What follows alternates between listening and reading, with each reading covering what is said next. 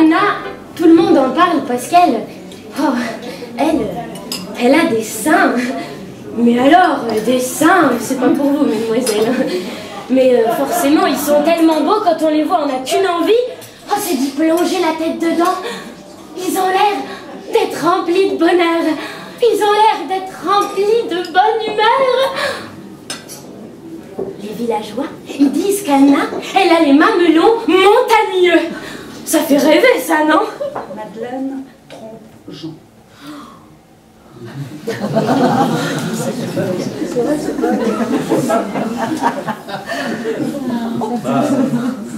Alors, un matin, au réveil, Jean interpelle sa femme. Madeleine, Madeleine, s'il te plaît, je t'aime passionnément. Alors, dis-moi, s'il te plaît, qu'est-ce qu'il a de plus que moi, cet homme-là, pour que tu me trompes comme ça avec lui? Ah, Jean, cet homme-là, il me fait rire, il est drôle, avec lui je m'amuse. Alors Jean, dès le lendemain, il va suivre des stages de clown. Il va suivre des stages de théâtre burlesque. Il va voir tous les spectacles des humoristes possibles et imaginables. Très vite, il devient l'homme le plus drôle de la ville. Dans tous les foyers, on se l'arrache parce que quand il est dans une maison, c'est le succès garanti. On s'amuse à tout.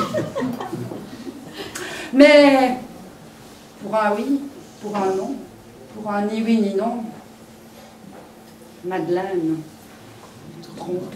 Dis-moi, Moujik, qu'est-ce qui est le plus important à ton avis? Le soleil ou la lune? Ben, la lune, sire.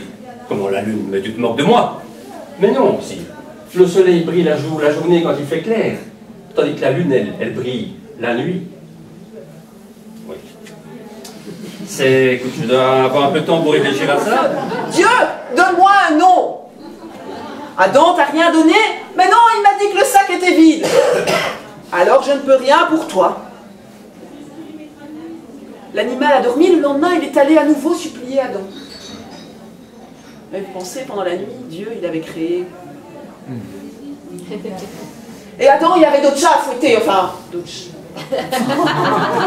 Regardez le roi dans les yeux, il a tendu son noix,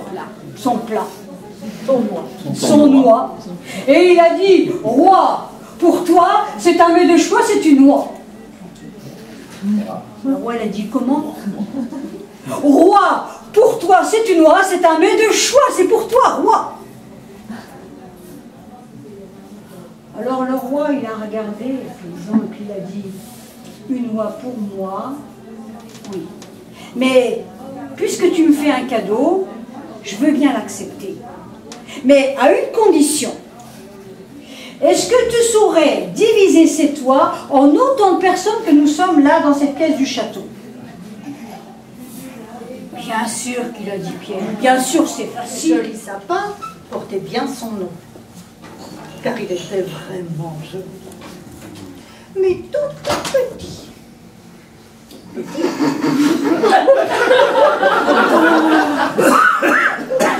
Petit, mais vaillant. Ça va doubler mon temps, hein, c'est bon. Dis ça, je l'ai bien. Un soir d'hiver, comme il y en a dans ces pays-là, le ventre vide, il prend la bouteille et l'ouvre. Au premier verre, il ravive une tempête dans ses entrailles.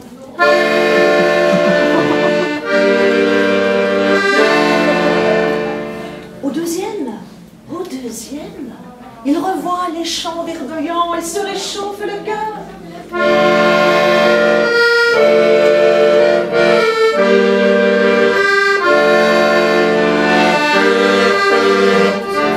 Alors au troisième, il revoit les champs de blé sous le soleil de l'été et se réchauffe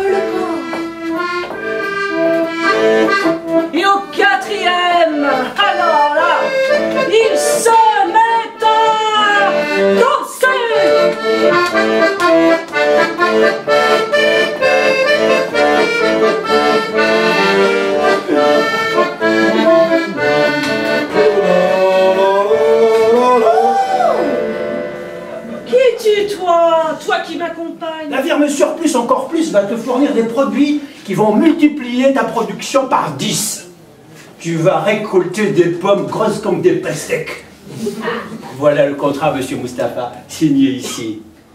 Mais monsieur Solplous, il y a un problème. Ça tombe bien, monsieur Mustapha. Quand il y a problème, il y a solution. Et quand il y a solution, il n'y a plus de problème. Alors, monsieur Mustapha, quel est votre problème? Bah écoutez, monsieur Solplous, si les pommes sont grosses comme des pastèques, elles n'auront pas de goût. Oh, oh, oh, mais on s'en fout du goût. Les clients mangent avec les yeux maintenant. Et de toute manière, ils n'auront plus le choix. Et de toute manière, ils n'auront plus le choix. Dans quelque temps, on sera maître sur le marché. On aura éliminé tous ces petits producteurs, ces merdeux, ces bouseux, qui se contentent de peu sous prétexte de qualité. Ça va voir plastique, ça va chier.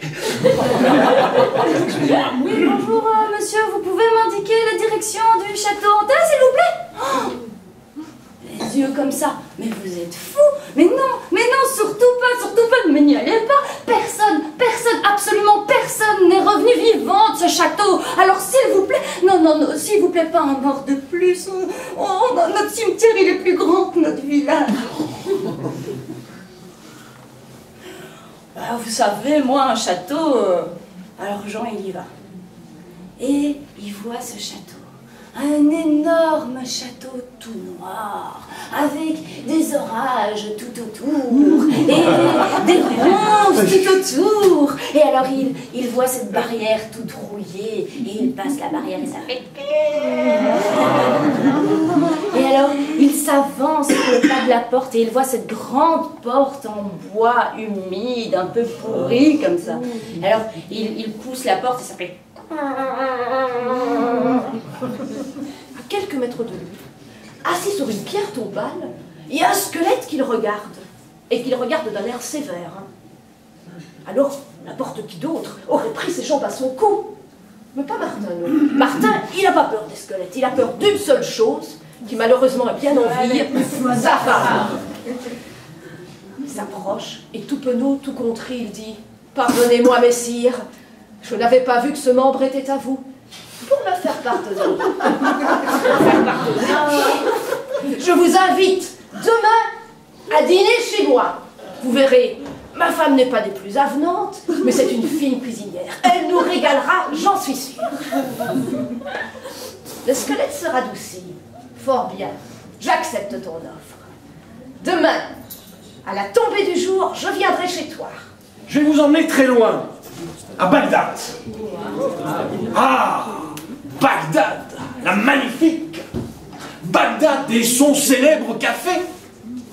Bagdad. Bagdad café. Ouais, joli.